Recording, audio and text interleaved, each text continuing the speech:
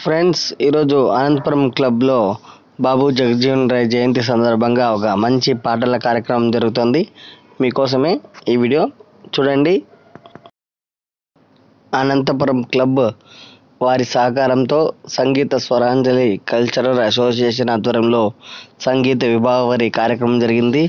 ఈ కార్యక్రమానికి బ్రాండెడ్ నారాయణన్న ముఖ్య అతిథిగా విచ్చేశారు. లక్ష్మీ శారీ సెంటర్స్ అధినేత.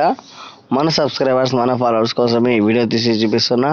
అనంతపురం నగరంలో ఏది జరిగినా మేము ముందుంచుతున్నా కాబట్టి ఈరోజు ఈ కార్యక్రమం జరిగింది అనంతపురం క్లబ్లో. నాకైతే చాలా బాగా నచ్చింది. మీకోసమే ఈ వీడియో తీసి చూపిస్తున్నా ఫ్రెండ్స్.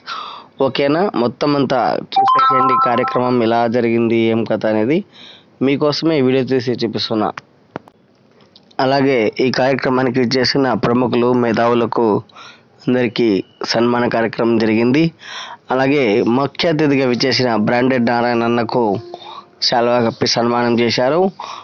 నాకైతే చాలా ఆనందం వేసింది. అనంతపురంలో ఉన్న యూట్యూబర్లంతా విచ్చేశారు.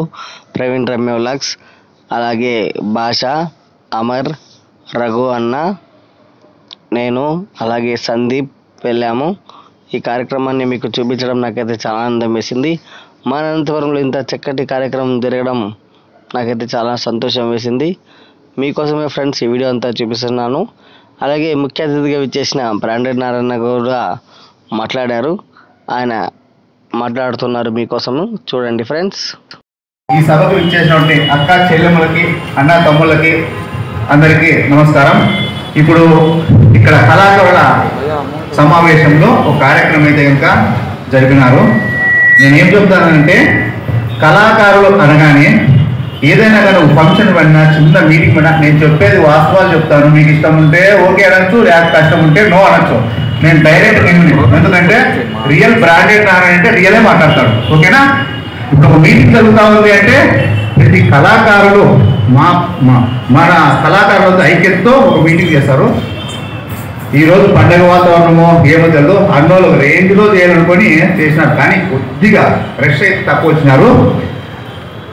ఇప్పటి నుంచి కళాకారులు ఏదైనా ఫంక్షన్ చేయాలనుకున్నా, ఏదైనా చేయాలనుకున్నా, బ్రాండెడ్ నారాయణ ఒక అతను ఉన్నాడు, అతన్ని సంప్రదిద్దాం, పోదాము అని లక్ష్మీ శారీ సెంటర్కి రండి.